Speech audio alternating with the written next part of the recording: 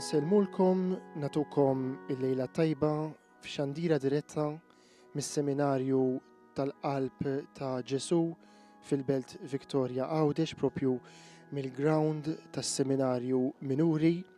Nilqgħukom għal dan il-mument ta' talb tal-lejla.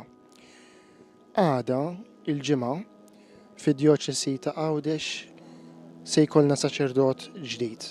L-Isqof Anton Tewma sejjer jordna Presbiteru li Djaknu Matthew Borch mill-parroċċa tat-Twelid tal-Verġni Marija fix-Xara. Bħal dan iż-żmien xahar sejra ssir ukoll l-ordinazzjoni djakonali ta' żewġ seminaristi, Samuel Aquilina mill-parroċċa ta' San George fil-Belt Victoria u Marlon Victor Bajada mill-parroċċa tal-Madonna tas-Sokkors u San Grigor il-Kbir f'Takerċem. Din se ssir fl-20 ta' Ġunju. Għalhekk f'dan il-perjodu f'Għawdex se jkollna żewġ ordinazzjonijiet, waħda ta' saċerdot għada u oħra ta' żewġ djakni ġodda ix-xahar id-dieħel. Kif jiġri kull sena għalhekk bibtejjija għal dawn iż-żewġ ordinazzjonijiet issir velja ta' talb hawnhekk fis-seminarju. Is-seminarju li hija d-dar tal-formazzjoni fid-djoċesi illi tifforma u taġen is-saċerdoti ta' għada. Dawn is-seminaristi kif ukoll id-djaknu għamlu is-snin tagħhom ta' formazzjoni hawnhekk fis-seminarju u issa qegħdin jaslu jew jinsabu fuq it-tarġa għal mument deċiżiv fejn huma jgħidu l-iva tagħhom lill-Alla, Matthew għas-saċerdozzju ministerjali u Samuel u Marlon għad-djakonat illi huwa biex ngħidu hekk l-ewwel tarġa, l-ewwel grad fl-ordni sagri, is-sagrament illi permezz tiegħu Ġesu ħalla lill-apostli u warajhom l-isfijiet u l-kollaboraturi tagħhom li huma s-saċerdoti u id-djakni sabiex jiraw il-merħla tiegħu. Ninsabu f'dan iż-żmien qaddis tal-Għid illi fih smajna aktar minn darba tiġi mtennija s-sejħa ta' Ġesu lill-apostli, prinċipalment lil Pietru, ejja warajja, nagħmlek sajjid tal-bnedmin, nagħmlek raj għal-qalb tiegħi, ira il-ħrief u n-naċ tiegħi. Anki fuq livell universali rajna mumenti straordinarji, id-dinja kollha waqfet sabiex issegwi l-ewwel il-mewt tal-qdusija tiegħu il-Papa Franġisku, raj tal-Knisja Universali għal 12 sena, illi kellimna tant dwar kif ir-rajja, jiġifieri l-isfijiet u s-saċerdoti, imma daw kollha li huma msejħin fil-Knisja sabiex jiraw, sabiex iwettqu il-Ministeru ta' Tmexxija għandu jkollhom ir-rieħa tan-naċ. Ftit tal-jiem wara prattikament rajna wkoll l-elezzjoni ta' suċċessur ġdid ta' Pietru, il-Papa Iljun 14, il-Papa illi issa bl-għajnuna ta' Alla qiegħed imexxi lill-Knisja Kattolika bħala raj f'isem Kristu. Il-Papa fil-firma tiegħu wara ismu iġib dejjem littri inizjali P, bil-Latin Pastores Pastorum, raj tar-rajja.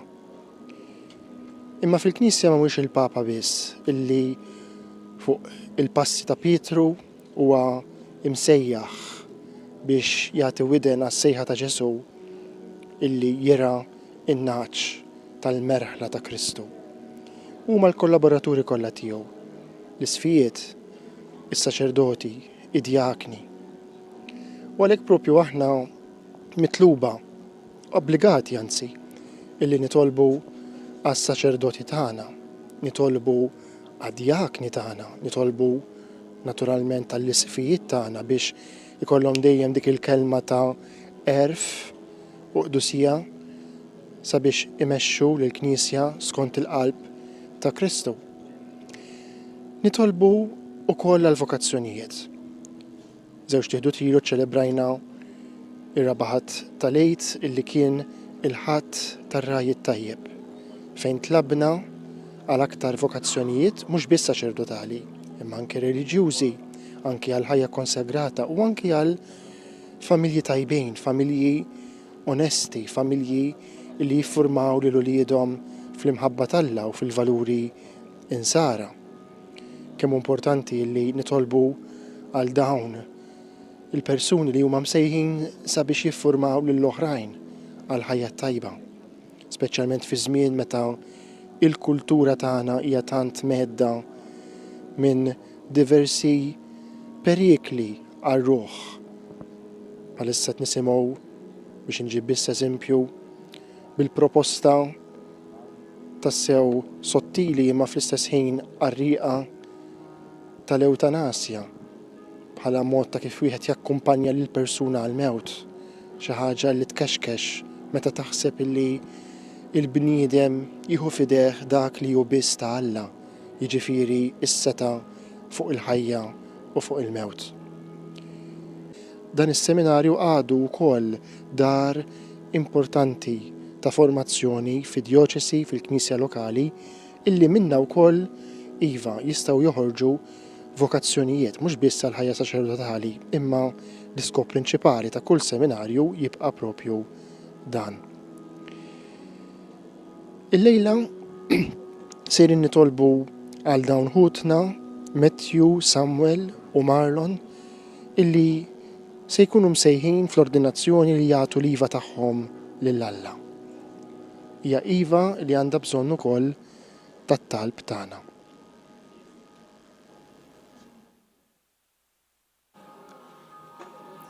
Eżis fisem il-komunità tas-Seminarju Maġġuri nilqawkom għal din il-velja ta' talb bitħejjija għall-ordinazzjoni presbiterali ta' Djaknu Matthew Borġ, kif ukoll għall-ordinazzjoni djakonali tal-akkoliti Samuel Aquilina u Marlon Victor Bajjada. Fl-ewwel parti ta' din il-velja ser nitolbu permezz tas-salmi u qari mill-iskrittura mqazza u mit-tradizzjoni tal-Knisja. Din hija drawwa antika fil-Knisja li ssir qabel il-festi l-kbar jew f'xi ċelebrazzjonijiet oħumu bil-wieqfa sabiex nagħtu bidu għal din il-velja bil-kant tal-innu tal-ġublew.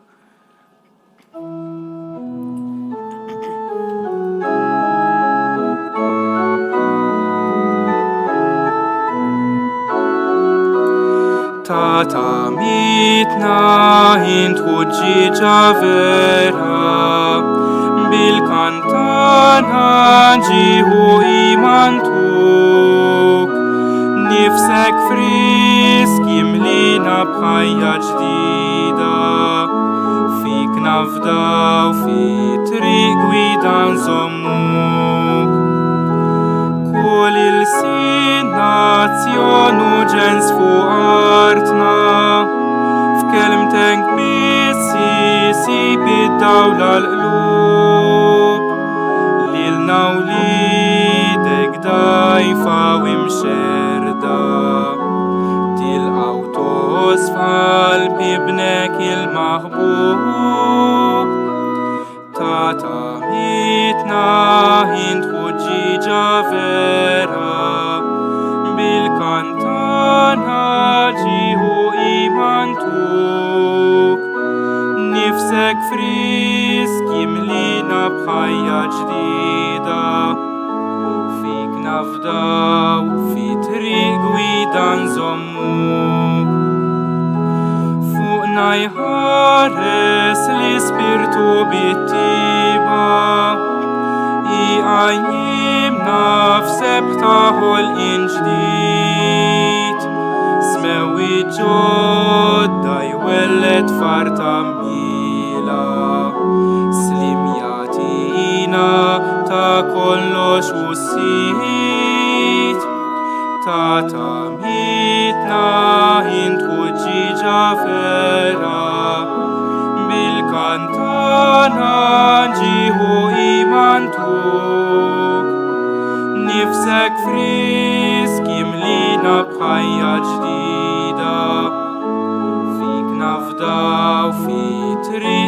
gwida nżommuk. Għajnejk erfa fl-oli tfaħarstek, Alla mana ġilħel sinjurik, tal-etern fi żmien fittex il-passi, bniedem sar il-verb sabiex jifdik, ta' mitna int ġiġa vera, kantana ġiħu imantuk, nifsek frisk jimlina bħajja ġdida, fik nafdaw fi triq gwida nżommuk.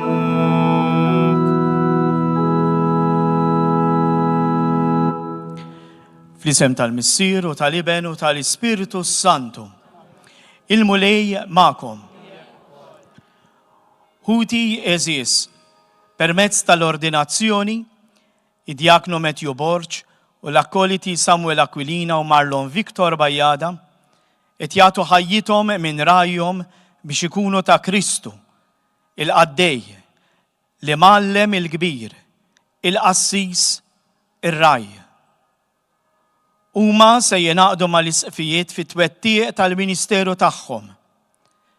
Matthew ser jiġi konsagrat presbiteru, fil-waqt li Samuel u Marlon Victor ser jiġu ordnati diakni. Ejjew il-lejla nitolbu għalihom sabiex bil-għajnuna ta' Alla fil-qadi ta' dmirijietom skont l-ordni tagħhom iġibu ruħhom hekk li l-kol nilmħu fihom id-dixxipli tas-sew ta' dak li sejħilhom biex jimxu fuq il-passi tiegħu, ta' dak li ġej mhux biex ikun moqdi imma biex jaqdi. Ġesu Kristu Sidna. Amen. Nistgħu noqogħdu bil-qiegħda, ser jingħaddu is-salmi, ser jitkantaw is-salmi issa. Vers ikantah il-kantur, il-vers liħor inkantawh il-kol fl-imkien. Wara kull salm nżommu mument qasir ta' silenzju u wara tingħat talba bil-wieqfa. Jien qiegħed fostkom nagħmilha ta' għaddej. Alleluja.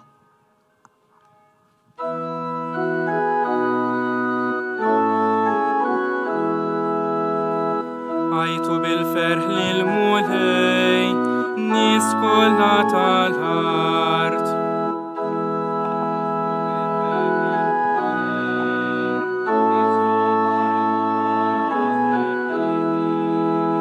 Kunu għafu li l-mulej u Alla, u ħalaqna u aħna tiegħu, aħna l-poplu tiegħu in-naġġ tal-mera tiegħu.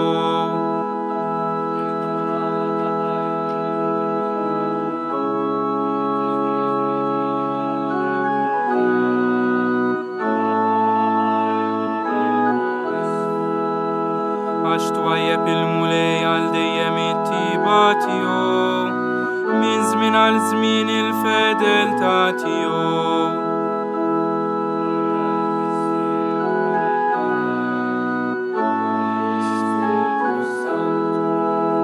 Kif kien mill-bidu issa u dejjem, u jibqa' dejjem ta' dejjem. Amen. Jien qiegħed fostkom nagħmilha ta' għaddej. Alleluja.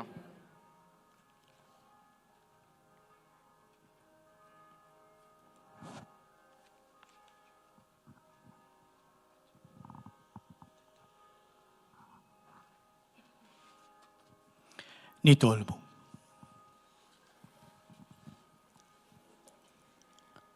U Alla, int sejjaħt lil-qaddej tiegħek, lil-qaddejja tiegħek Samuel u Marlon Victor, u għallimthom biex ifittxu mhux li jkunu moqdija, iżda li jaqdu lill-aħwa kollha. Imlihom bil-ħeġġa fil-ħidma tagħhom. Għejnhom jagħtu s-servizz tagħhom b'qalb ħelwa. Żommhom sħaħ sal-aħħar fit-talb, ħalli jaraw fik ir-raj li tmexxihom u tħarishom, u u għamel li f'ħajjithom tidher tjobitek li tibqa' għal dejjem bi Kristu Sidna. Amen.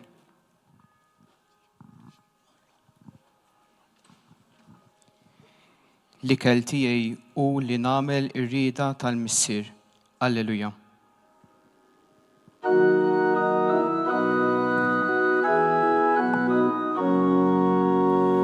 Ittamajt b'tama qawwija fil-mulej u niżel ħdejja u sama l-għajta tiegħi.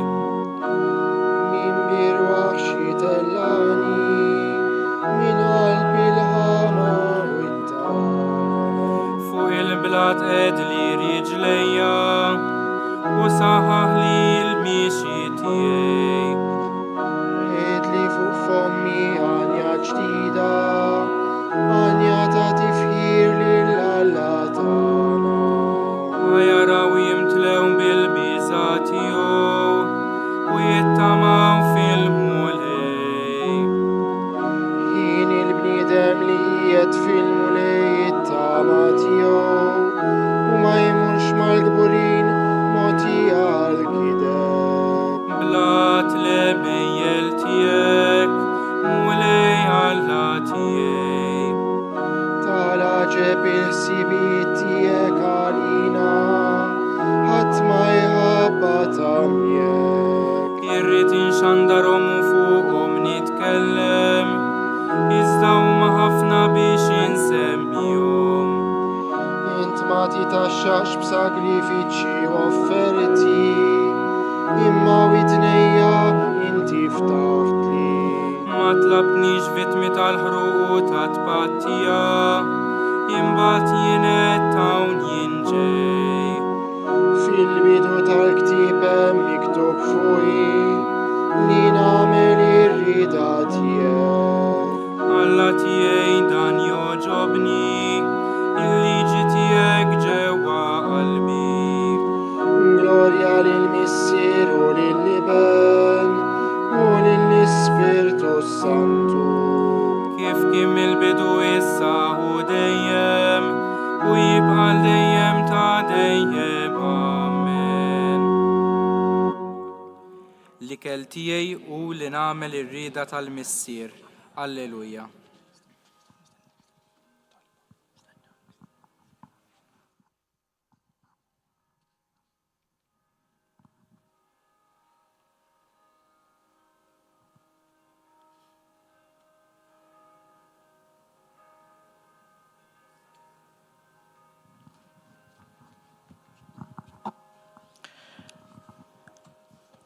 Nitolbu.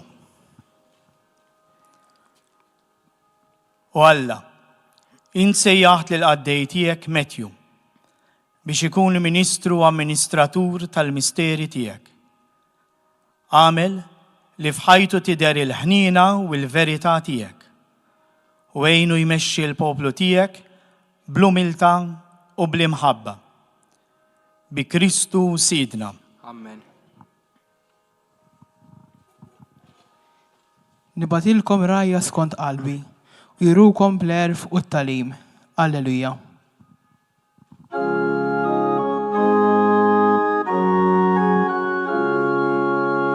Imbirek Alla u Missier Sidna Ġesu Kristu li berikna b'kull xorta ta' barka spiritwali fis-smawiet fi Kristu.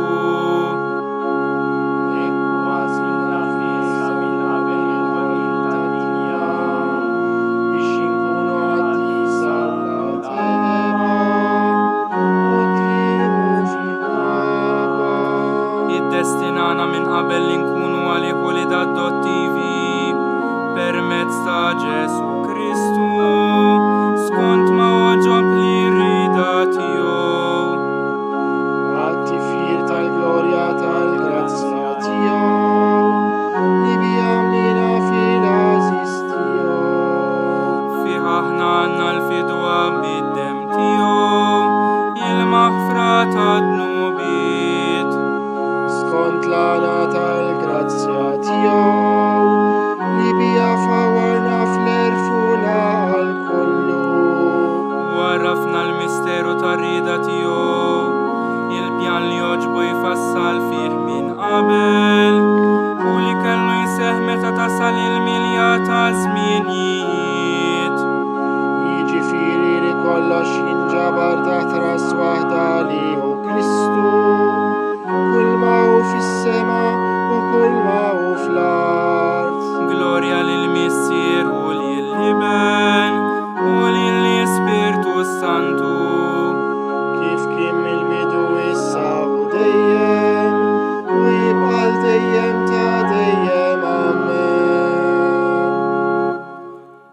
watilkom rajja skont qalbi u jirawkom bl-erf u t-talim. Alleluja.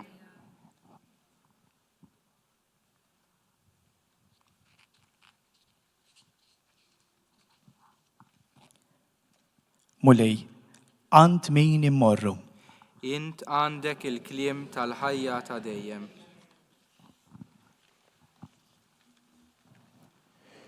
Ser nisimmu issa tinqara lezzjoni silta mill-littra lill-Lut kapitlu 5 vers 1 sa 10 dwar ir-rwol tal-qassis. Qari mill-littra lill-Lut. Kull qassis il-kbir, meħud minn fost il-bnedmin, mqiegħed tal-bnedmin f'dak li għandu x'jaqsam ma' Alla biex joffri għotjiet u sagrifiċċju għad-nubiet. U dak li jista' jagħdher il dawk li ma jafux u li jiżbaljaw għax huwa mlibbes bid-djufija. U minħabba fekk għandu joffri sagrifiċċji għad-nubiet tiegħu wkoll, bħalma joffrihom għad-nubiet tal-poplu. Ħadd m'għandu jieħu bidejh dal-ġieħ għalih innifsu, imma biss minnu msejjaħ minn Alla, sewwa sew kif kien imsejjaħ Aaron.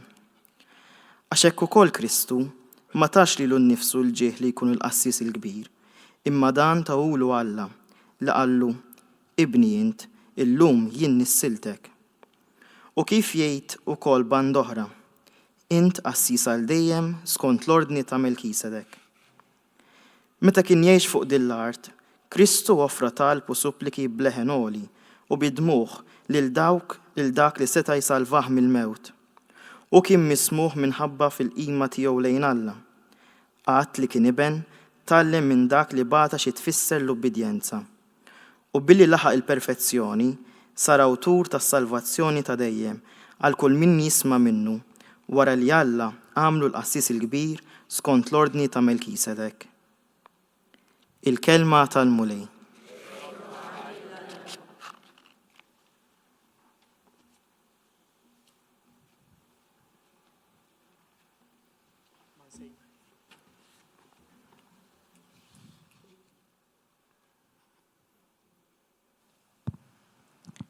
Ma nsejħilkomx aktar għaddejja, imma ħbibi, għax għaraftu kull ma għamilt fostkom. Alleluja. Irċivu fikom l-Ispiritu Santu, id-difensur. Alleluja. Intom ħbibi, jekk tagħmlu dak li jiena nikmandakom, irċievu fikom l-Ispiritu Santu, id-difensur. Alleluja. U issa siri nisimgħu silta oħra tinqara din id-darba minn wieħed mid-dokumenti importanti tal-Knisja, dokument tal-Konċilju Vatikan it-tieni dwar il-ħidma missjonarja tal-Knisja. Qari mid-digriet tal-Konċilju Vatikan it-tieni Ad Gentes fuq il-ħidma missjonarja tal-Knisja. Il-Mulej Ġesu, qabel ma taħajtu minn rajħa d-dinja, ħejja l-Ministeru Apostoliku u wiegħed li jibgħat l-Ispiritu Santu, hekk li t-tnejn flimkien, jiġifieri il-Ministeru u l-Ispiritu Santu, jixxierku dejjem u kullimkien biex f'ħidma waħda bejniethom jagħmlu li l-opra tas-salvazzjoni jisseħħ. L-Ispiritu Santu f'kull żmien jgħaqqad lill-Knisja kollha kemm hi, sew fix-xirka tagħha u sew fis-servizz li tagħti, jagħniha b'ħafna xorta ta' doni fit-tqassim tal-ġerarkija u tal-kariżmi, jagħti l-ħajja lil ħidmiet organizzati mill-Knisja u jkun qisu r-ruħ tagħhom u jixħed fi qlub il-fidili dak l-istess spirtu ta' missjoni li anqal lil Kristu. Anzi, xi drabi b'mod ċar u stess jieħu fideh l-inizjattiva fix-xogħol tal-appostolat bħalma dejjem jieqaf miegħu u jmexxih bla qiegħda b'ħafna modi. Sidna Ġesu sa mill-bidu sejjaħ lejh lil dawk li ried u għażel 12 biex jibqgħu miegħu u biex jibgħathom jippritkaw. Hekk l-Apostli saru qishom l-ewwel rimjiet ta' Iżrael il-ġdid u fl-istess ħin il-bidu tal-ġerarkija mqazza.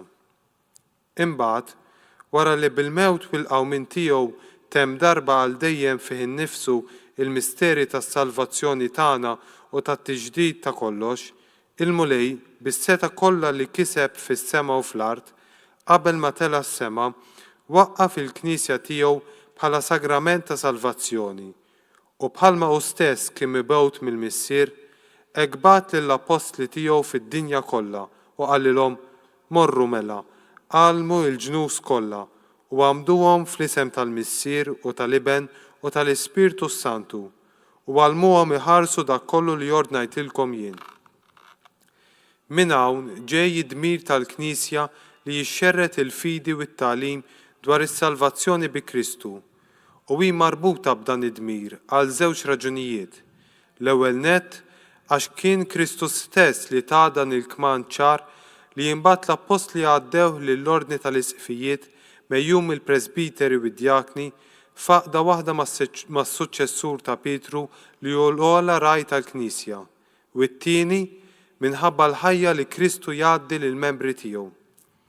Għalhekk, il-Knisja taqdi l-missjoni tagħha meta skont il-kman ta' Kristu u mqanqla mill-grazzja u mill-imħabba tal-Ispirtu Santu taħdem biex il-preżenza attiva tagħha tinħass tassew fost il-bnedmin u l-popli kollha. B'hekk tkun tista' twassalhom għal fidi, għal ħelsien u slim ta' Kristu, bil-qawwa tal-eżempju ħaj, bil-predikazzjoni, bis-sagramenti u l-mezzi l-oħra tal-grazzja u tiftħilhom qudiemhom triq wiesa u żgura għas-sehem sħiħ fil-misteru ta' Kristu. Mal-mixja tal-istorja, din il-missjoni tal-Knisja tkompli tiżviluppa fil-missjoni ta' Kristu innifsu li ġie mibgħut biex iħabbar il-bxara tajba lil fqajrin. Il-Knisja, imqanqla mill-Ispirtu Santu, għandha tgħaddi mill-istess triq li minnha mexa Kristu, jiġifieri t-triq tal-faqar, tal-ubbidjenza, tal-qadi u tal-awtja tiegħu innifsu sal-mewt, triq li minnha ħareġ rebbieħ bil-qawmien mill-imwiet. Din kienet it-tama li mexxiet lill-apostli kollha biex fil-ħafna tiġrib u tbatijiet tagħhom itemmu dak li jonqos mid-tbatijiet ta' Kristu għal ġisem tiegħu li hu l-Knisja. Il-kelma tal-Knisja.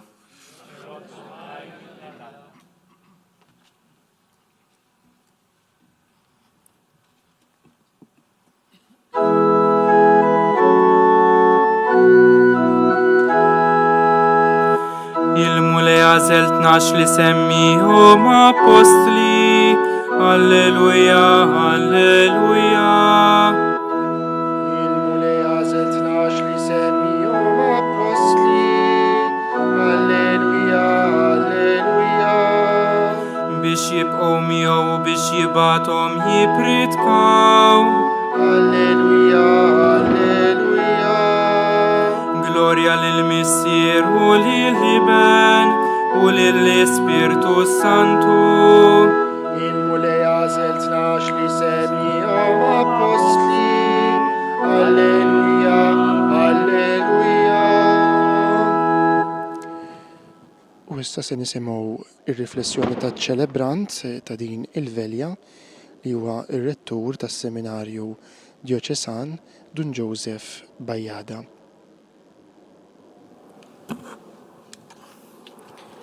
Dal-isparar mardnajniħ xaħna ta' Santa Rita li edha tiġi ċelebrata appuntu hawnhekk fil-qrib. Nittama li ma jtellifniex.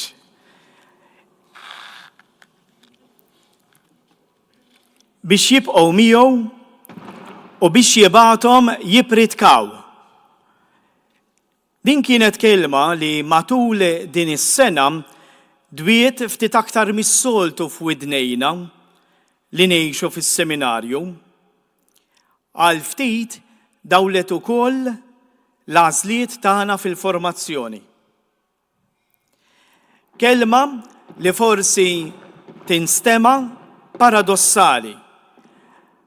Għax kif tista' tkun imsejjaħ biex taqdi biex tibqa' mal-mulej u fl-istess ħin tkun mibgħut tipritka. Din il-kelma toħloq tensjoni. Għax fejn huwa l-post ta' min huwa msejjaħ? Miegħu ma' Ġesu jew mibgħut? Hija kelma li titlob bilanċ il-famuż bilanċ ta' bejn Marija u Marta ta' Betanja. Din il-kelma għandha miż-żewġ toċuħ tal-istess munita. Min isib li l-Messija jew aħjar min jinstab mill-Messija ma jistax ma jgħidx b'dan lill-oħrajn, bħalma pereżempju jagħmel Indri maħuh, jew inkella bħalma tagħmel is-Sammaritana man-nies ta' Belta. Min-naħa l-oħra wieħed jagħti dak li għandu, bħalma jagħmel Pietru mal-magħtub ħdejn il-bieb is-sabiħ tat-tempju.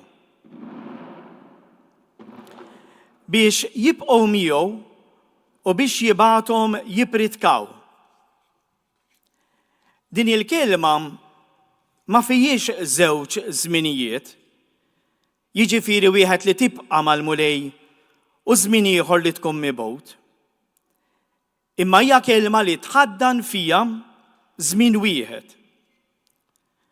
Għaliex li tkun dixxieplu jitlob li tkun missjonarju. U li tkun missjonarju jitlob li tkun dixxieplu. Eżis Matthew, Samuel u Marlon, iż-żmien li tibqgħu fis-seminarju għalikom għadda. Imma iż-żmien li tibqgħu ma' min beda din l-opra fikom, dak jibqa' dej, dak jibqa' bżonjuż. Li tibqa' ma' Ġesu jgħinek tiftakar ta' kuljum u f'kull ċirkustanza tal-ħajja li hu waslek u mhux int, li hu jagħmel il-frott fik u mhux int, li hu l-qassis il-kbir u mhux int, li hu sit il-ħsad widwieli u mhux int. Int sempliċi għaddej li ma tiswa xejn, tagħmel biss dak li kellek tagħmel. Li tibqa' ma' Ġesu jgħinek ukoll tinduna intu tikber kemm mingħajru ma tista' tagħmel xejn. Kemm jekk ma jkunx hu li jibni d-dar għal xejn titħabat int. Kemm fis-saltna ta' Alla kollox jibda minn ftit ħmira, minn daqsxejn ta' żerrija tal-mustarda, minn ħabba tal-qamħ li taqa' u tmut fl-art. Kif qal il-bieraħ Papa Ljun, huwa għallam li jmexxi l-istorja ta' kull wieħed u waħda minna. Avolja kultant naħsbuh assenti jew imbiet. Huwa jibqa' ix-xemx li jissaħħan il-ħamrija u tkabbar iż-żerrija. Iva, li tibqa' ma' Ġesu jiftaħlek għajnejk biex tara kemm hu għadu miegħek, anke meta inti titbiet minnu. U għadu miegħek f'min u fejn ma tistenniħx li qiegħed. U għadu miegħek f'kull ostja ċkejkna u kalċi merfuħ fuq l-artali tal-Knisja ta' Alla u l-artali ta' ħajjet in-nies. Eżis Matthew, Samuel u Marlon. Intom qed tiġu mibgħuta biex tipritkaw f'dinja bla frontieri ġeografiċi, f'parroċċi li kull ma jmur qegħdin jitilfu il-konfini territorjali tagħhom. Mhux li kien il-predikazzjoni ma tidwix biss minn fuq l-ambonijiet u l-pulpti tal-knejjes sbieħ tagħna, imma tinstema' wkoll minn fuq dawk tal-knejjes domestiċi, tal-knejjes sempliċi, ta' nies li sempliċement jemnu, jittamaw u jħobbu. Mhux li kien il-predikazzjoni ma tkunx mirquma bi kliem sabiħ u preċiż, forsi bħal dan tiegħi, li mhux dejjem kulħadd jifhmu. Imma tuża aktar il-vokabolarju li jinftiem minn kulħadd, dak tal-imħabba. Mhux li kien il-predikazzjoni ma tibqax biss għal dawk li jkunu bil-qiegħda quddiem fuq il-bankijiet tal-knejjes, imma wkoll għal dawk bil-qiegħda min jaf fejn quddiem xi screen ta' mobile. Min jaf jekk dan iż-żmien li qegħdin ngħixu u x'qed jitkarrab għal forum ġodda ta' Ministeru tal-Kelma li jilħqu il-qalb u l-ħajja anke ta' dawk li forsi qatt mhuma ser jirfsu l-għatibi tal-knejjes tagħna. Min jaf jekk f'dan iż-żmien li qegħdin ngħixu fejn il-virtwali qed jibla bil-mod il-mod dak li huwa reali, joġġ aktar minn qatt qabel il-parir tal-fqajjar tas-Sisi. Ipritkaw dejjem u jekk tassew ikun hemm bżonn użaw ukoll il-kliem. Fi kliem ieħor li tibqa' miegħu u li tkun mibgħut hija storja sabiħa ta' vokazzjoni. Storja ta' sajjiet li jgħaddi lejl jistat mingħajr ma jaqbad ħuta waħda. Imma li mbagħad filgħodu kmieni għax jobdi kelma, jitgħallem mod ġdid ta' kif iwaddab ix-xibka u jaqbad 153 ħuta kbira. Hija storja ta' dixxiplu li quddiem il-ġuħ ta' 5,000 raġel ma jikkalkulax tajjeb il-qawwa tal-faqar ta' 5 ħobżijiet tax-xejr u 2 ħutijiet. Li għax joffrihom jitgħallem mod ġdid ta' kalkolu li bih kulħadd jiġba u jiekol u saħansitra jifdal 12 qoffa mimlija.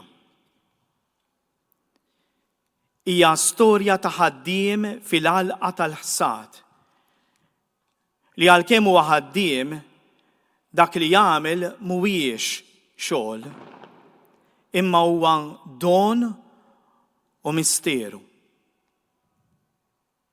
U kemm aktar stejjer żbieħ ta' Alla li jsejjaħ bniedem biex f'dak li jagħmel minnu, f'dak li jsir u f'dak li jibda jagħmel permezz tiegħu jidher aktar ix-xejn tal-bniedem u l-kollox ta' Alla. Nixtieq nagħlaq billi nissellef il-kliem ta' saċerdot Taljan li qal: in-nies taħseb li tkun qassis huwa xogħol.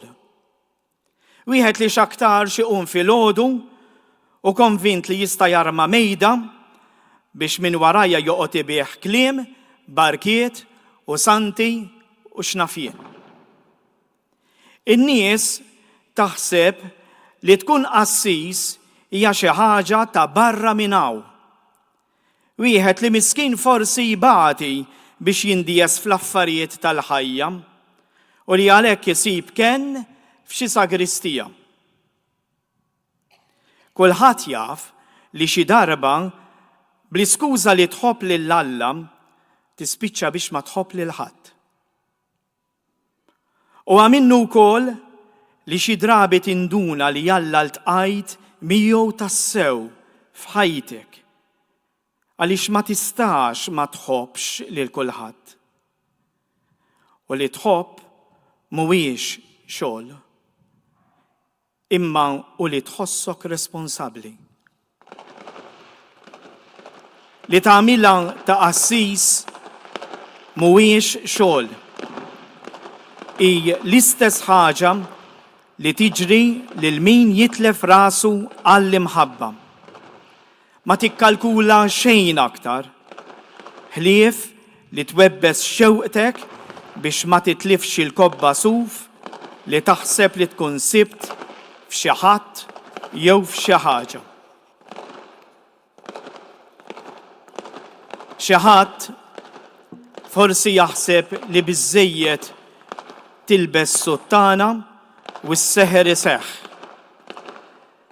Imma is-suttana ma taħdimx jekk taħta ma jkunx hemm bniedem. Raġel li jaf li hu l-aktar wieħed miskin u dajjef. Imma li madankollu xorta waħda ġie magħżul. Xorta waħda ġie maħbub.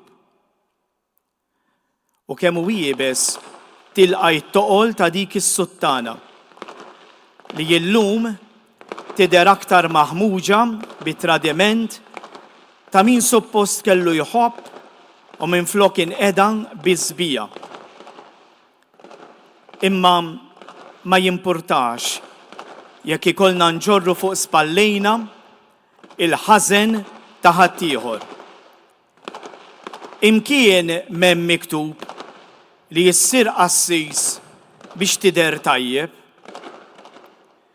Issir qassis biex issir għaddej li ma tiswa xejn kif qal Ġesu. Għaddej li ma tiswa xejn, full time. L-imħabba issalva biss jekk tkun b'xejn.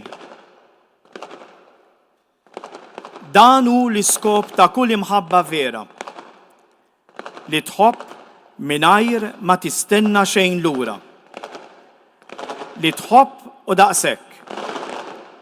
Kif jagħmlu missier, ħabib ta' veru u kull min jagħmel l-affarijiet b'imħabba. L-imħabba meta hija b'xejn tagħmel il-mirakli. Għalhekk jagħmel sens il-qassis. Għaliex qiegħed hemmhekk qalb in-nies biex ifakkarhom li hemm xi ħaġa li ta' min jgħix, jiġġieled u xi drabi saħansitra jitlef ħajtu għalija. Huwa qiegħed hemmhekk ħalli kulħadd ikollu id-dritt li jibża mill-ħajja, mill-mewt, mill-affarijiet sbieħ u koroħ li jiġru u li spiss huma ikbar mill-ħiliet tagħna u propju għalhekk kultant jistorduna. Madankollu li jkollok id-dritt li tista' tibsa ma jfissirx li nħallu l-biża' tiddeċiedi għalina. Min iħobbok ma jgħidlikx li int min ser tbagħti qatt, li min ser tiżbalja qatt, li min ser tibża qatt mill-affarijiet li se jiġrulek. Imma jgħidlek li inti tista' tgħix dan kollu, tilqa' dan kollu, taffronta dan kollu. U jgħidlek dan għaliex huwa miegħek. Il-preżenza tiegħu hija l-aktar ħaġa li tikkonvinċik. Mhux tant il-kliem tiegħu, ir-raġunar tiegħu, inkella l-pariri tiegħu. Issir qassis biex issir preżenza. Issir qassis biex tagħmel jidher dak li ma jidhirx. Kif jiġri fuq l-altar. Kif jiġri meta tisma' mingħajr pretensjoni jew ġudizzju. Kif jiġri meta tafa sit biex tagħmel il-qalb. Kif jiġri meta tħaddan tarbija tibki jew inkella meta tmelles il-wiċċ ta' min ikun qed imut. Li tkun qassis mhuwiex xogħol huwa mod b'xejn ta' kif tħobb. Ma jiswa xejn bħal kull imħabba, ma jiswa xejn, bħal l-arja. Biex jibqgħu miegħu u biex jibgħathom jipritkaw. Ejjew il-kol kemm aħna inkomplu ngħixu is-sejħat tagħna daqs li kieku kollox jiddependi minna, filwaqt li nafu li fir-realtà kollox jiddependi minn Alla. O Marija, li bqajt hemm sa taħt is-salib ta' ibnek Ġesu, minn fejn sirt om tagħna, itlob għalina. O Marija, predikatriċi tal-emejja l-kbar ta' Alla, kewba tal-evanġelizzazzjoni ġdida, imxi magħna. U hemmhekk smajna dik ir-riflessjoni mirquma, mżejna wkoll b'ħafna kwotazzjonijiet sbieħ mir-rettur tas-seminarju ta' Għawdex Dun Joseph Bajjada f'din il-velja tal-lejla b'talb bitħejja l-ordinazzjoni ta' 3 minn ħutna, id-diaknu Matthew Borġ għada jiġi ordinat presbiteru u l-akkoliti Samuel Aquilina u Marlon Victor Bajjada illi x-xahar id-dieħel jiġu ordnati diakni. Huwa silet ir-riflessjoni tiegħu imdawwal mill-silta li intażlet bħala gwida għal din il-velja meħuda mill-Vanġelu skont San Mark biex jibqgħu miegħu u biex jibgħathom jipritkaw. Din hija l-missjoni doppja ta' kull saċerdot dak illi l-ewwel ikun u dixxieplu fl-intimità mal-mulej Ġesu u jitgħallem mill-mulej kif tassew ikun saċerdot skont il-qalb tiegħu u mbagħad iħossu mibgħut biex iwettaq missjoni ta' predikazzjoni u tqaddis tal-poplu. Alleluja. Issa tkompli it-talba tas-salmi anke bil-kant sabiħ tal-Magnificat, l-għanja ta' tifħir tal-Verġin imbierka lill-Alla għal dak kollu li jagħmel magħha. Ruħi tfaħar il-kopor tal-mulej u l-ispirtu tiegħi jifraħ f'Alla is-Salvatur tiegħi. Għaliex u xeħet għajnejh fuq iċ-ċokon tal-għaddejja tiegħu iva min issa il-qudiem kull nisel isejjaħ linja. Ruħi tfaħar il-kopor tal-mulej u l-ispirtu tiegħi jifraħ f'Alla is-Salvatur tiegħi. Għax is-Setani għamel miegħi ħwejjeġ kbar qaddis u l-isem tiegħu. Ruħi tfaħar il-kopor tal-mulej u l-ispirtu tiegħi jifraħ f'Alla is-Salvatur tiegħi. Il-ħnina tiegħu tinfirex f'kull żmien fuq dawk li jibżgħu minnu u wera il-qawwa ta' driegħu u xerret lil dawk imkabra f'qalbhom.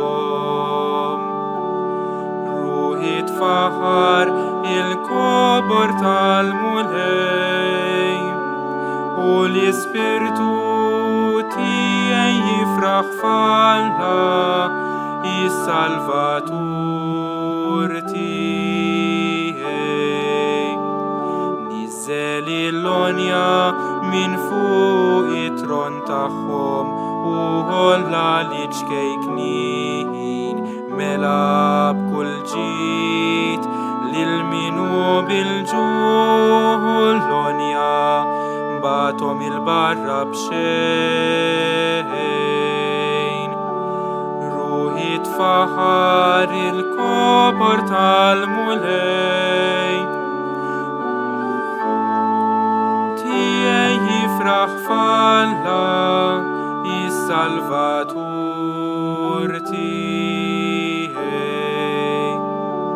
Ħaħsib Iżrael għaddej tiegħu għax ftakar fil-ħnina tiegħu bħalma wiegħed lill-Abram u l-nislu għal dejjem. Ruħi tfaħar il-kobor tal-mulej u l-Ispirtu tiegħi jifraħ falla is-Salvatur tiegħi. Gloria lill-Missier u lill-Iben u lill-Ispiritu Santu. Kif kien mill-bidu issa u dejjem u jibqa' dejjem ta' dejjem. Amen. Hawn jien mulej ġej nagħmel ir-rieda tiegħek. Alleluja. Inħejju lilna nfusna sabiex nilqgħu fostna il-preżenza ħajja ta' Ġesu fis-sagrament tal-Ewkaristija. U kif smajtu propju issa wara li f'din l-ewwel parti tal-velja tlabna bil-kant tas-salmi il-kelma ta' Alla li smajna wkoll tixxandar lilna fis-silta li nqrat mill-Littra lil-Lut, infissra wkoll u interpretata mill-għajnejn tal-Knisja fid-dokument konċiljari, ma wkoll it-tifsira sabiħa illi tagħna ir-rettur waqt il-riflessjoni tiegħu. Issa f'din it-tieni parti għandna il-preżenza ħajja ta' Ġesu fl-Ewkaristija, id-Djaknu Matthew Borch illi minn għada ikun jista' iżomm fideħ il-ħobs u l-inbit u jgħid il-kliem ta' Ġesu dan u ġismi u dan u demmi, issa jitla bl-isfera bl-ostensorju bis-Santismu Sakrament u jqiegħdu f'post fejn il-ġama kollha tista' tqimu kif diġà nistgħu nagħmlu bil-kant ta' dan l-innu sabiħ Ewkaristiku nadurawk ja ħobs tas-sema. Ja ħobs tas-sema frott li mħabba li żjed bnin. Nadurawk ja ħobs tas-sema frott li mħabba li żjed bnin. Inti s-saħħa tal-qawwija, inti l-faraġ tad-dgħajfin. Nadurawk ja ħobs tas-sema frott li mħabba li żjed bnin.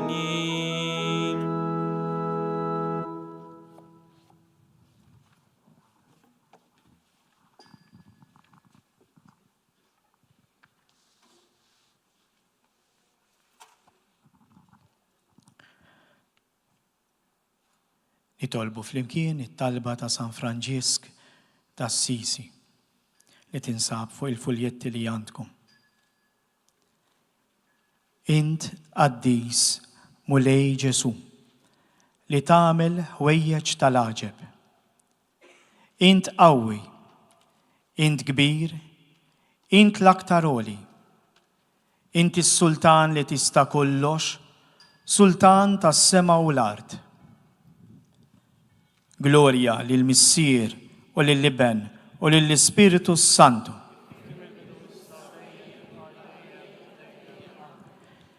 Int l-Iben ta' Alla l-ħaj, int bin il-bniedem, inti tjieba, kull tjieba, fuq kull tjieba, mulej ħaj u veru fostna. Gloria lill-Missier u lill-Iben u lill-Ispiritu Santu.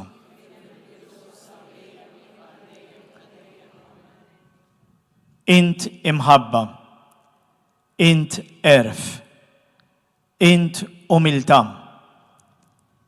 int sabar, int zbuħija, int ġwejjet, int ken, int slim, intena u ferħ, int tama tana, int ġustizja. Gloria lil Missier u lil Iben u lil Spiritu Santu.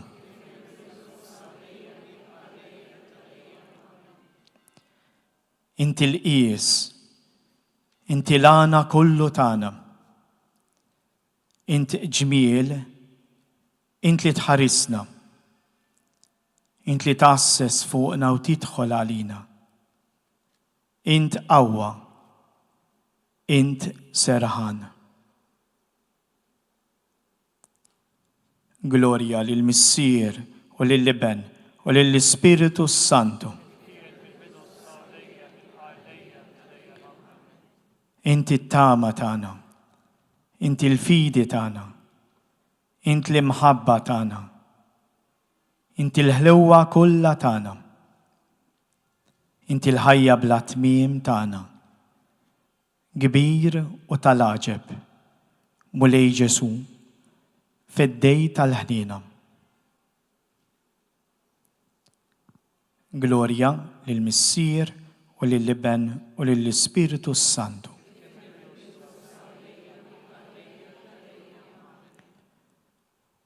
Nitolbu fi skit.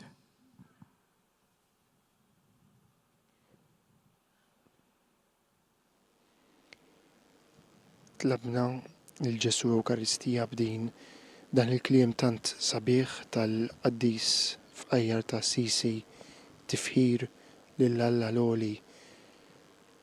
Ninaqdu f'dan it-tifħir il-Knisja kollha tagħti il-lejla anki f'dan il-mument fejn titlob għal ulieda illi bil-qawwa tal-Ispirtu Santu jiġu magħżula u kkonsagrati għal mulej. Waqt illi ninsabu f'din il-klima ta' talb u adorazzjoni, sirin dal-waqt nisimgħu l-istqarrijiet permezz ta' talb u tifħir mill-ordinandi. Ibda mill-akkoliti illi se jiġu ordinati djakni u spiċċa fil-djaknu illi se jiġi ordinat saċerdot. Għalhekk ninaqdu magħhom f'dan il-mument ta' talb u tifħir lill-Alla fil-preżenza ta' Ġesu Ewkaristija. Jibda l-akkollitu Samuel Aquilina mill-parroċċa ta' San George ir-Rabat Għawdex. Biżżejjed għalik il-grazzja tiegħi. Dan il-kliem mulej illi inti tennejt il-San Pawl qed tgħidu lili wkoll issa li ninsab qrib l-ordinazzjoni djakonali. Quddiem dal-pass illi ser nagħmel minn hawn u ftit tal-ġimgħat oħra, inħossni ħafna ċkejkien. Inħossni dajjef. Minkejja tant snin ta' tħejjija fis-seminarju, donni minix preparat biex naqdi lilek u lill-poplu tiegħek bħala djaknu. Imma quddiem il-kobor taċ-ċokon tiegħi mulej, dan il-kliem tiegħek il-San Pawl iqawwili qalbi. Ikolli raġun illi naqta' qalbi jekk dan il-ministeru li se tafdali inqisu biss bħala proġett tiegħi. Il-vokazzjoni hija l-proġett tiegħek għalija mulej. Int l-isforzi dgħajfa tiegħi tqawwihom u tagħmel illi permezz tagħhom isseħħ ir-rida tiegħek. Ċkejken jiena imma kbir u l-ministeru li qed jogħġbok tafdali. Imma l-kemm ċkejken nemmen li nista' nwettqu skont ir-rida tiegħek għax biżżejjed il-grazzja tiegħek mulej biex bniedem dajjef jagħmel ħwejjeġ kbar għax għalik m'hemm xejn li ma jistax isir. Is-sejħa tiegħek mulej ħassejta sa minn meta kont ċkejken, għalkemm mhux dejjem tajta widen. B'ħafna modi, permezz ta' ħafna persuni, intu rejtni x'in ir-rida tiegħek għalija. Kien ħafna importanti l-ambjent tal-familja, speċjalment l-eżempju tajjeb tal-ġenituri u tal-qraba. Kienu koll importanti l-grupp tal-abbatini, is-seminaristi li kienu jagħtu s-servizz tagħhom fil-parroċċa u wkoll il-bosta saċerdoti li jenuni bil-pariri u l-eżempji tagħhom. Bil-mod il-mod mexxejt li jidi u gwidajtni biex nagħmel pass eqreb lejk billi nibda l-formazzjoni tiegħi fis-seminarju. Fi żmien tas-seminarju bosta kienu l-persuni, l-komunitajiet u s-sitwazzjonijiet li permezz tagħhom komplejt turini r-rida tiegħek għalija u ssawwarni biex inwieġeb aħjar għas-sejħa tiegħek. Bosta drabi ħassejt anke sens ta' rifjut quddiem il-vokazzjoni li twassalni għal dan il-pass. Jiena u naraf bil-mod il-mod xi jfisser li wieħed ikun saċerdot. Bdejt aktar ninduna kemm it-triq impenjattiva, triq illi hija wkoll diffiċli. Immint mulej, inti jentni naraf minn fejn kien ġej dan id-dubju, dan ir-rifjut u dan il-biża'. Kien ġej minn nuqqas ta' fiduċja fejk u bir-raġun naqta' qalbi meta nsejjes kollox fuq in-nifsi u fuq ħilieti. Id-diffikultajiet li tinvolvi din il-vokazzjoni waħdi m'iniex kapaċi nelibhom. Imma bil-għajnuna tiegħek mulej jirnexxieli nwettaq il-pjan tiegħek għalija għax għal kollox niflaħ bis-saħħa tiegħek illi tqawwini. Bħala djaknu mulej inti ssejjaħli mhux biss biex inxandar u nagħllem l-Evanġelju tiegħek, imma fuq kollox biex nemmen dak li nxandar u ngħix dak li nagħllem. U x'tgħidilna mulej inti fl-Evanġelju tiegħek? Ħobbu l-xulxejn kif ħabbejtkom jien. Nitolbok mulej tagħtini l-grazzja tiegħek biex ngħix dan il-kmandament tal-imħabba. Mingħajr l-għajnuna tiegħek mhuwiex possibbli għalija illi nħobb l-oħrajn bl-istess mod kif tħobbni jint. Enni mulej ħalli il-Ministeru li ser tafdali ftit tal-ġimgħat oħra ngħixu fil-qadi u fid-disponibilità lejn l-oħrajn. Mulej, f'mumenti ta' diffikultà fakkarni illi s-sejħat tiegħek huma sejħat għall-ferħ. Enni ma ninsaqat illi it-triq li tixtieq inti għalija hija l-aħjar triq. It-triq li tagħmilni l-aktar kuntent għax hija triq li twassalni għandek. Kum miegħi biex qatt ma nqis il-Ministeru li se jogħġbok tafdali bħala pejs. Imma nara fih stedina l-ferħ. Il-vokazzjonijiet, is-sejħat li inti tagħmel huma dejjem sejħat għall-lena. Hekk kienet is-sejħa li waslet lil ommok Marija. Permezz tal-Anġlu Gabriel u Alla tlabt minn Marija għażla radikali. Imma s-sejħa ta' Marija f'Nażaret bit bistedina ta' ferħ. Ifraħ Marija. Hekk ukoll is-sejħa li qed tagħmilli, is-sejħa li twassalni għall-ordinazzjoni djakonali, hija qabel kollox sejħa li ġib magħha l-ferħ. Fl-aħħar mulej nitolbok sabiex fit-twettiq ta' dan il-Ministeru li se jogħġbok tafdali ma nfittix illi nispikka u niderjien. Imma niftakar fi kliem Ġwanni l-Battista. Jeħtieġ jikberu u niċkien jien. Mhux lilna mulej, mhux lilna, iżda lill-ismek sebbaħ. Għamel u Alla li ħajti kollha ngħixha għall-glorja tiegħek. Amen.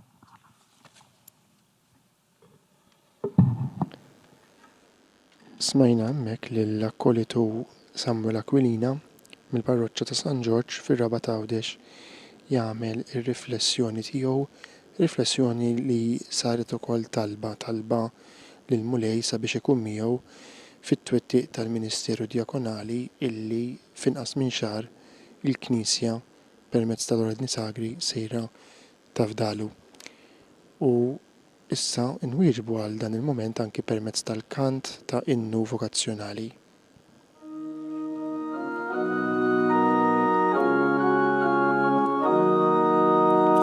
Inti triq u l-ħajja, inti l-verità, inti li tmexxini lejn il-libertà, inti li għażiltni biex nimxi warajk u nitgħallem minnek nagħmel dak li Alla jrid, rid li tibqa' fija u jien nibqa' fik, ħalli nġorrok dejjem ġo fija. Inti kont l-għażiltni mhux għażiltek jien, ħtartni biex tibatni nxandrek kull imkien, fuq il-pala ta' idejk ismi intnaqaxt, wetni illi waħdi inti ma tħallini qatt, kemm il-darbejjejt u ħrabt int ma tlaqtni qatt, u bqaj dejjem tiġri warajja.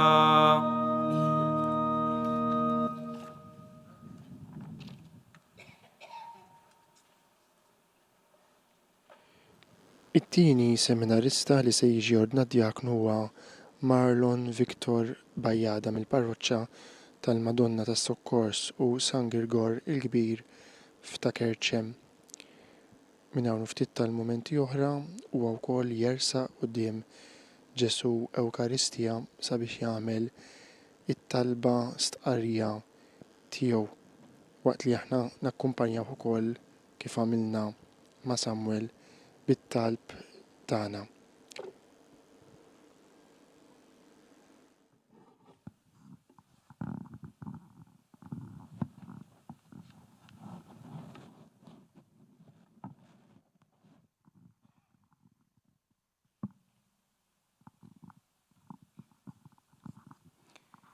Ruħi tfaħħar il-kobor tal-mulej u l-ispirtu tiegħi jifraħ falla is-Salvatur tiegħi, għaxu xeħet għajnejh fuq iċ-ċokon tal-qaddija tiegħu.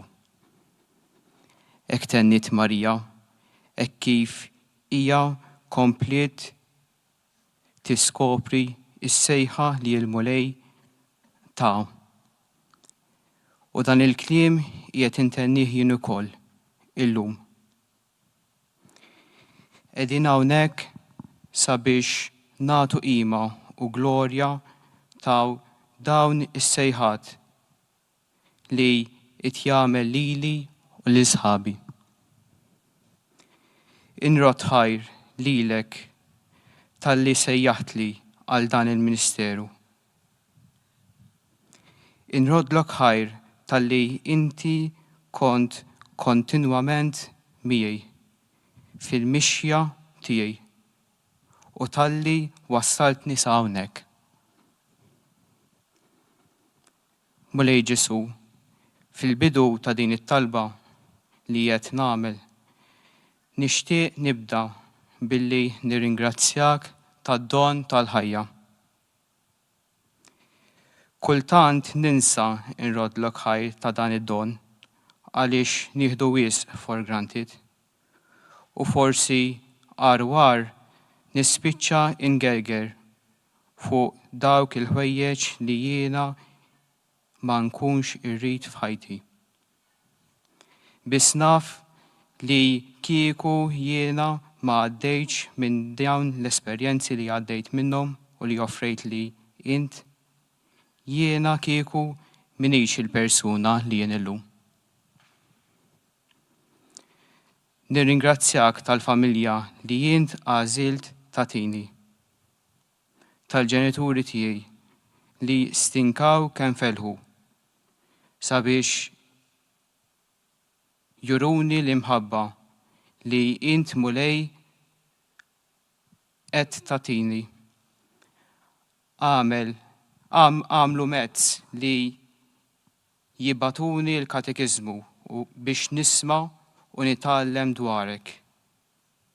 Bit-talb ta' kull jum, il-qoddiesa ta' kull filgħodu u t-talba tar-Rużarju kull filgħaxija. Dan kollu kien ta' għajnuna kbir għalija. Għaliex bih jiena stajt inkabbar il-fidi fik, nemmen fik. U ma dan esperjenzajt l-imħabba. Kienet ta' għajnuna kbira għalija il-grupp tal-Legion of Mary. Għaliex hawnhekk sibt għajnuna sabiex inkompli insaħħaħ il-fidi tiegħi billi insarrafa fl-Emil. Ma dan inżid ukoll il-parroċċa tiegħi ta' Kerċem. Għalija dawn hu post fejn laqani u sibt ukoll l-għajnuna biex niskopri il-vokazzjoni li jint qiegħed tafdali. Fil-grupp tal-Abbatini u fil-volontarjat li jien għamilt. Jiena komplejt inkabbar il-personalità tiegħi u l-imħabba tiegħi lejk permezz tal-qadi.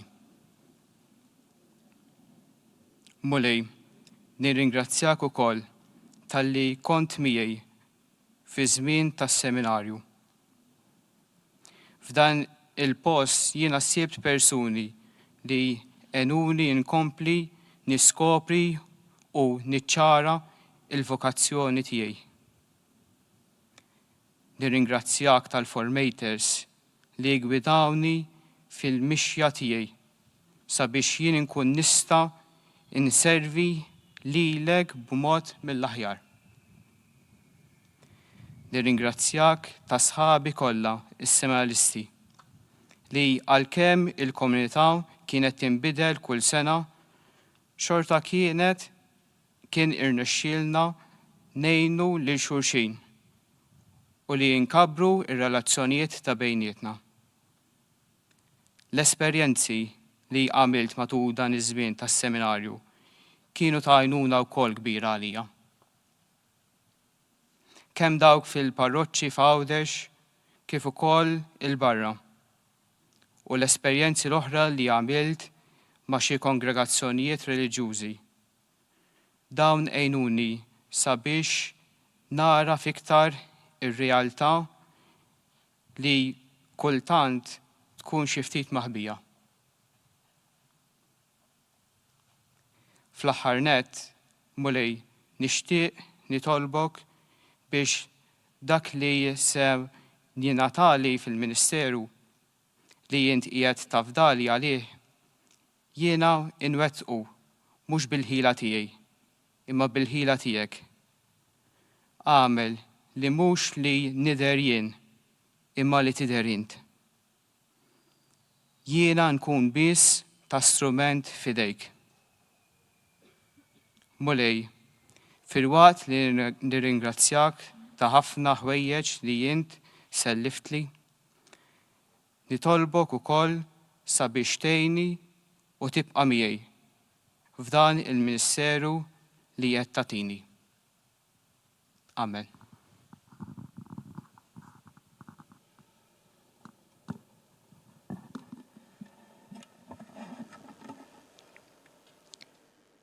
L-akkoliti Samuel Aquilina u Marlon Victor Bajada se jiġu ordnati djakni mill-Isqof Anton Tewma fil-Katedral tal-Assunta fl-20 ta' Ġunju ix-xahar id-dieħel ix-xahar tal-Qalb ta' Ġesu propju fil-Katedral tal-Assunta. Tkun ukoll imxandra fuq dawn il-mezzi soċjali tad-Djoċesi ta' Għawdex.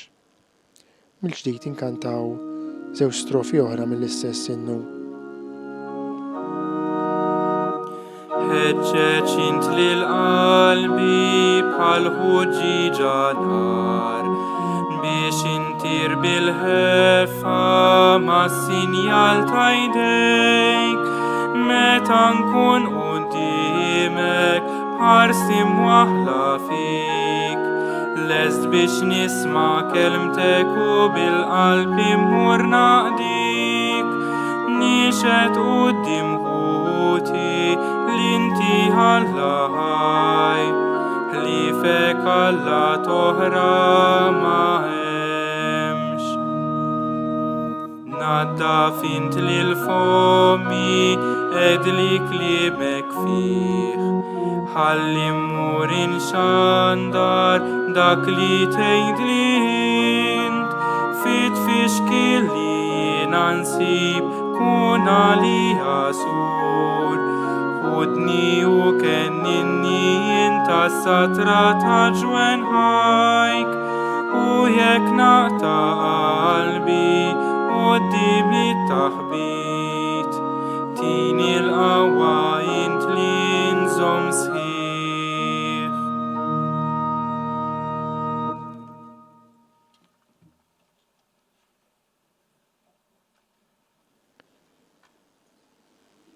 It-talba u stqarrija li jmiss hija dik li se jagħmel id-diaknu Matthew Borch li għada fis-6:30 ta' filgħaxija tibda l-quddiesa tal-ordinazzjoni saċerdotali tiegħu dejjem fil-katedral ta' Għawdex għall-aħħar sena jew inqas minna għal dawn l-aħħar xhur.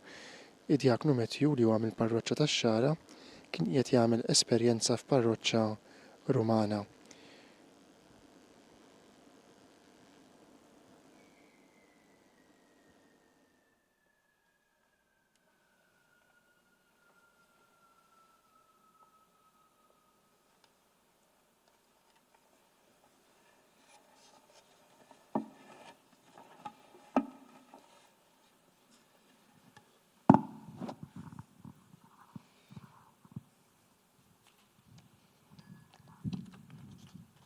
Hawn jien mulej. Hawn jien quddiemek f'dan l-aħħar sigħat qabel l-ordinazzjoni presbiterali tiegħi. Mument li min jaf kemm il-darba immaġinajtu mod partikolari waqt l-ordinazzjonijiet ta' sardati oħrajn. Immissa wasal il-mument tiegħi u żgur li m'għandix kliem biżżejjed biex nesprimi dak li hawn fil-qalb tiegħi u biex nirringrazzjak li dak kollu li għamilt miegħi matul dawn l-aħħar snin. Jien nħares lura, nista' ngħid kemm kienu providenzjali l-esperjenzi li għext, kemm dawk sbieħ, kif ukoll dawk ibsin, u ninduna kemm dawn għenuni biex illum ninsab hawn.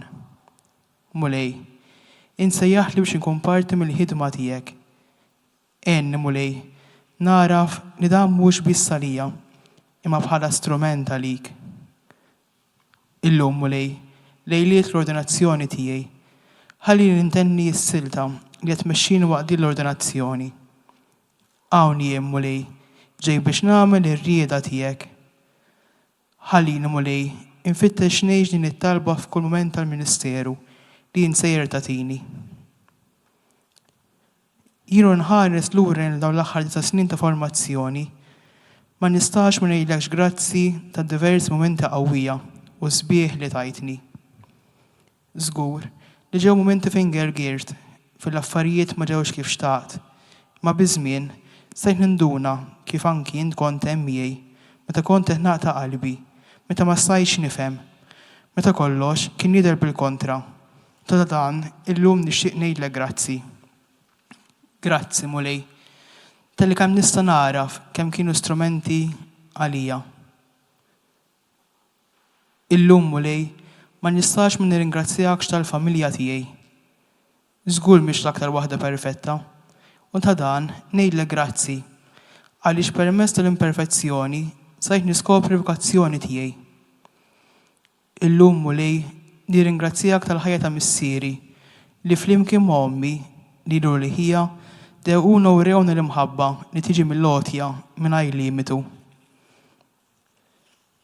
Minn barra l-familja mataljari tiegħi, illum mulej nixtieq nirringrazzjak żewġ familji oħra li kienu strumentali ħafna fil-ħajja tiegħi.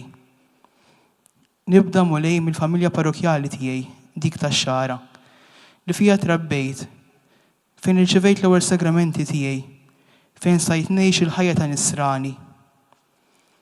Ma nistax ma nirringrazzjakx għad-diversi saċerdoti li permezz l-eżempju tagħhom stajt nara s-sabiħ tal-għotja tagħhom. Kien bl-eżempju tagħhom li jien komplejt infittex dak li jint ridt minni. Għaliex inti qed issejjaħli. Nirringrazzjakom ukoll mulej tal-grupp tal-Abbatini u l-grupp tal-vokazzjonijiet tal-parroċċa li fihom stajt nipprofondixxi aktar il-vokazzjoni tiegħi. Magħhom illum mulej nirringrazzjak lid-diversi saċerdoti li bħala seminaristi għamlu esperjenzi ġewwa l-parroċċa u l-eżempju tagħhom kien importanti ħafna f'ħajti. Ġesu, ma nistax ma nirringrazzjak għad-diversi abbatini li flimkien ħdimna u fittixna aktar dak li inti ried fil-ħajja tagħna. Familja oħra mulej nirrixtieq ningrazzjak tagħha hija dik tas-seminarju. Familja li ma żinniex lil xulxin, però familja li flimkien se niddixxernu aktar dak li l-mulej ħejja l-kull wieħed minna. Nirringrazzjak mulej tas-superjuri, kien dawk preżenti kif ukoll dawk li akkumpanjawni matul dawn l-aħħar snin.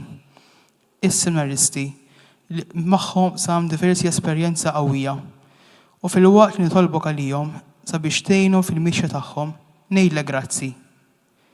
Grazzi mulej tal-komunità tas-sorijiet tas-seminarju li fis-skiet tagħhom kienu għadin miegħi f'kull pass tal-vokazzjoni tiegħi. Magħhom mulej ħallini negrazzi wkoll tal-volontiera u l-ħaddiema tas-seminarju li dejjem kienu fuċin f'kull mument tal-esperjenza fis-seminarju. Grazzi wkoll mulej ta' diversi esperjenzi li għext. Nibda b'dik l fl-ewwel sena fil-parroċċa tal-Munxar. Nixtieq ningrazzjakom ukoll tal-esperjenzi li għext matul it-tieni u t-tielet sena ġewwa l-parroċċa ta' Kelġem. Grazzi wkoll mulej tal-esperjenza li għext fil-5 u t-sitt sena ġewwa l-parroċċa tal-Katedral, kif ukoll ġewwa ċ-Ċentru Oasi, kif ukoll fil-grupp tal-adolescenti tal-Qala. Grazzi mulej tal-esperjenzi li tajtni biex bħala diaknu ngħix ġewwa l-parroċċa ta' Sannat, kif ukoll l-esperjenza ġewwa l-Isptar Ġenerali ta' Għawdex. Imma kif jgħidu, il-bniedem jipproponi u Alla jiddisponi. U dan ma kienx eskluż fil-ħajja tiegħi.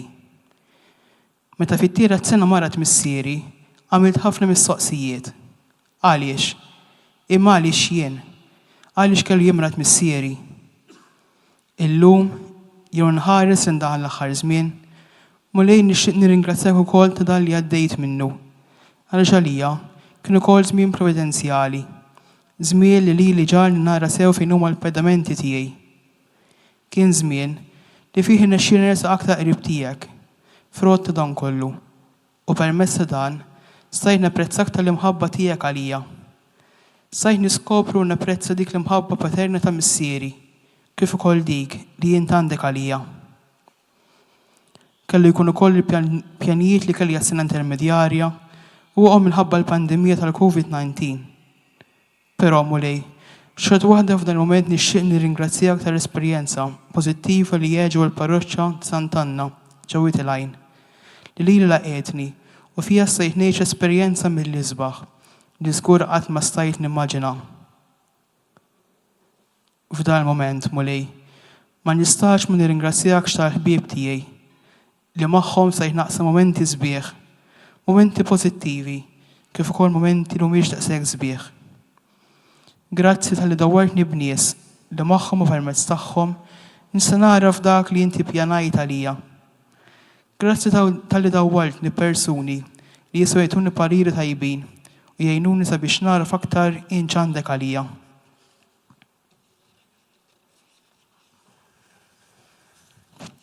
F'dan il-moment mulej, ma nistax ma nirringrazzjakx tal-familja li laqetni fija matul din l-aħħar sena. Il-parroċċa tal-ewwel Martri ta' Ruma li laqetni u adottatni bħala wieħed minnha. Grazzi tas-saċerdoti li laqewni u ħadu paċenzja bil-limiti tiegħi, kif ukoll tal-parroċċjani u l-gruppi matul din l-aħħar sena kienu provvidenzjali għalija. Bierek mulej lil dawk il-persuni kollha li matul ħajti iltqajt magħhom, lil dawk li jagħmlu dak li setgħu sabiex li jagħmluni persuna aħjar. Għaliex mulej żgur li waħda ma nistax inkun hawn, għax dak li jien grazzi għalihom.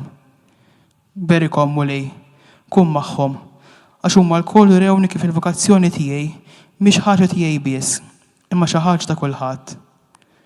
Illum mulej għalhekk nitolbok sabiex tibqa' tagħtini persuni li jenuni nkompli nara fl-imħabba tiegħek u jkompli jumnewni bil-ħeġġa. Mulej, ħalli ntanilek bil-qalb din il-frażi, għenni sabiex ma tkunx biss iva ta' darba, immiva f'kull moment tal-ħajja tiegħi. Hawn jien mulej, hawn jien biex nagħmel ir-rieda tiegħek.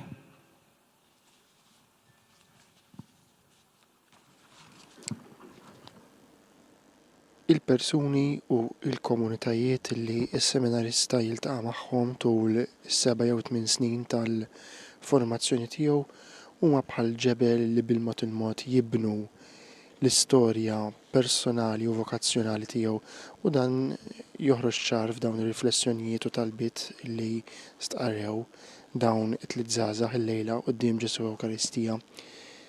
Issa din il-familja ta' familji li għal-Knisja tilqaħħom sabiex il-Ministeru tagħhom jitwessa ħafna aktar biex jaqdu fejn il-mulej jibgħathom. Dajsa tiegħi jitla liha l-mewġ u inti tibqa' riqed bla ma tagħmel xejn. Għamel illi nibqa' nemmen fik bisħiħ għaliex inti r-rajt tajjeb li fidlam ukoll tisok ta' tmexxini bil-qawwa ta' jdejk jekk tkun ħdejja jien ma nibżax. Naf li naċkejken u ma niswa xejn imma insetani tagħmel ħwejjeġ kbar u biċċokon tiegħi jekk nerħih f'idejk. Inti s-saltna tkompli tifrex fi qlub il-bnedmin jiena l-għaddej tiegħek naħdem bis-salik. ħajsir minni dejjem skont kelmtek.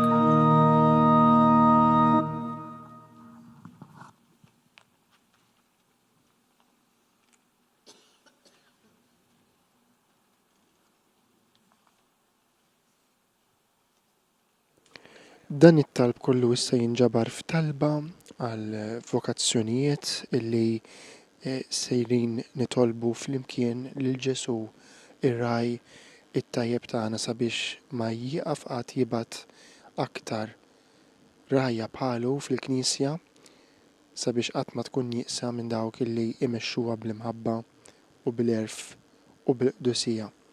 Dan se jitmexxa mir-rettur Dun Joseph Bajjada f'Riġnejn Ġesu Ewkaristija. Vokazzjonijiet.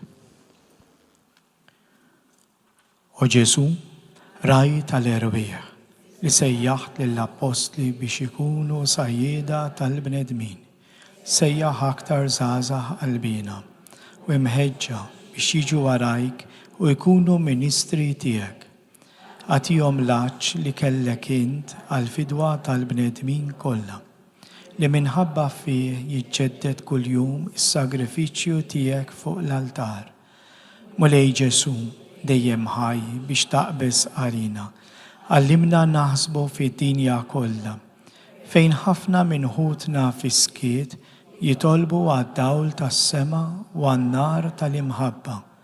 U hekk ħafna żgħażagħ iwieġbu għas-sejħa tiegħek biex ikomplu l-missjoni tiegħek, jibnu l-ġisem mistiku tiegħek, il-Knisja, u jsiru l-melħ tal-art u d-dawl tad-dinja.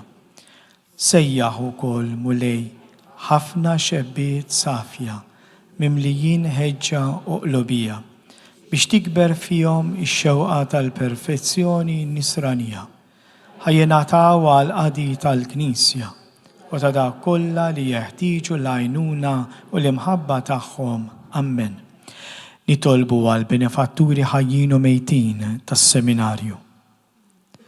Missierna li jinti fis-smewiet, jitqaddes ismek, tiġi saltnatek, ikun ritint kif fis-sema jikda fl-art.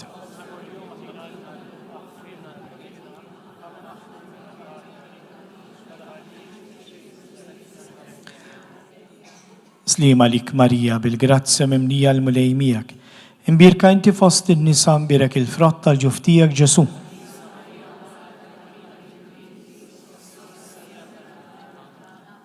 Gloria lill-Missier u lill-Iben u lill-Ispiritu Santu. Għatihom u mulej il-mistrieħ ta' dejjem. Jistriħu ma' fislim.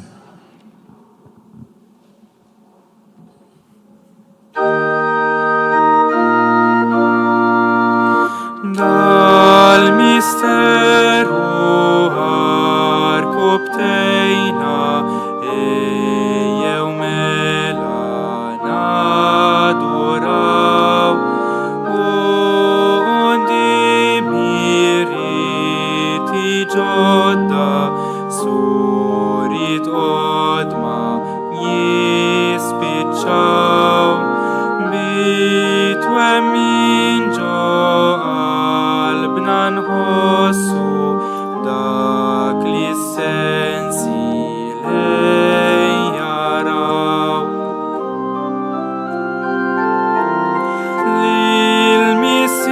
Lil-missierin rondu liben qalbna kollha kull tifħir lejhom għand berik ta' qalbna imħabbitna l-fuq it-tir l-ispirtu li ġej minnhom ħajru kol xejn inqas kbir. Amen. Nitolbu u Alla li f'dan is-sagrament tal-aġeb ħallejtinna tifkira tal-passjoni tiegħek. Għatina nitolbuk li nqimu l-misteru tal-ġisem u d-dem tiegħek. Hekk li nħossu fina bla jeda dak li rebħitinna l-fidwa tiegħek. Int li tgħix wis-saltan għal dejjem ta' dejjem.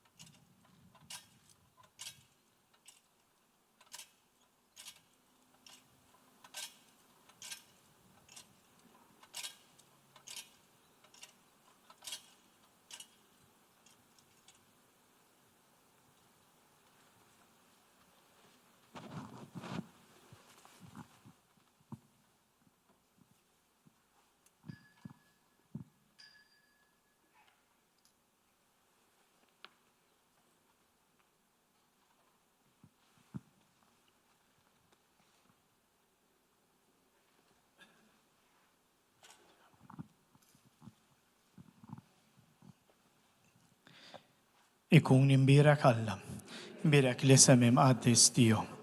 Imbirek Ġesu Kristu veru Alla u veru bniedem. Imbirek li sem ta' Ġesu. Imbirek l-qalb imqazza tiegħu. Imbirek id-dem għażiż tiegħu. Imbirek Ġesu fis-Santismu Sagrament tal-Artal.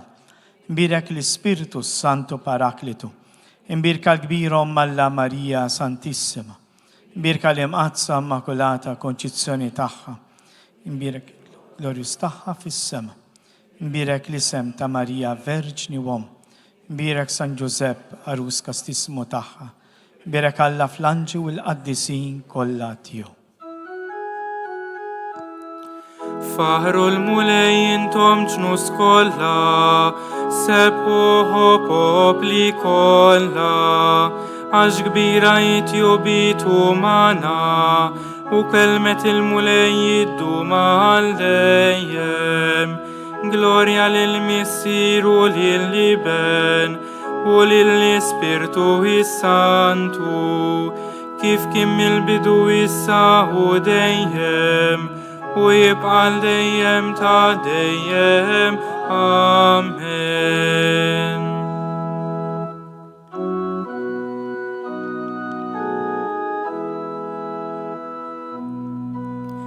Fil-ħlewa ta' Mejju, tana Marija, o kemi doħlejju, dak ismek sabiħ, kem toħroġ qawwija, dil-kelma min qalbna, bit-tama li talbna, jatik l-akbar ġieħ. Int laxqa tas-sema, ix-xemx tal-ħolqien, int l-om ta' min ħalqek, bik mimli kull żmien. Nixtieq nirringrazzjakom ħafna li joġobkom taqsmu magħna dan il-mument ta' talb għal dawn ħutna l-ordinandi. Għadam, l-ordinazzjoni tkun fis-6:30, imbagħad l-ordinazzjoni ta' djakni tkun il-ġimgħa 20 ta' Ġunju dejjem fis-6:30 fil-katedral. Nirringrazzjakom verament, komplu sostnu lilna u b'mod partikolari lil dawn iż-żgħażagħ li l-mulej qiegħed isejjaħ sabiex jimxu warajh permezz tat-talb u s-sagrifiċċji tagħkom. Il-lejl tajjeb lil kulħadd. Jekk tistgħu tgħinuna kemm tiġbru l-siġġijiet ġo xulxin biex imbagħad aħna nieħdu ħsieb naħduhom f'posthom. Dawk kienu l-kelmtejn ta' ringrazzjament u xi dettalji li tagħna ir-rettur tas-seminarju ta' Għawdex Dunġow Bajjada fejn fost l-oħrajn fakkarna wkoll fid-dettalji marbuta ma' żewġ ordinazzjonijiet. Nerġgħu nfakru għada anki permezz ta' dawn il-mezzi soċjali tagħna u tat-televiżjoni inwasslulkom ix-xandira diretta mill-Katedral ta' Għawdex l-ordinazzjoni ta' Djaknu Matthew Borġ. Intant infakru wkoll illi matul dan il-lejl issa sas-7:30 ta' filgħodu ta' għada l-ġimgħa tkompli l-adorazzjoni quddiem Ġesu sagramentat b'talba l-vokazzjonijiet għal dawn l-ordinandi fil-kappella tas-Seminarju Maġġuri. Minnaħa tagħna aħna ma tfadilna xejn li nirringrazzjawkom li naqgħodtu magħna għal dan il-mument ta' talb, inħeġġukom toffru wkoll xi sagrifiċċju xkejken u anki tbatijiet tagħkom eżies morda li forsi qegħdin isseguna għal dawn iż-żgħażagħ speċjalment għal Matthew li għada se jsir saċerdot. Grazzi u l-lejl it-tajjeb lil kulħadd.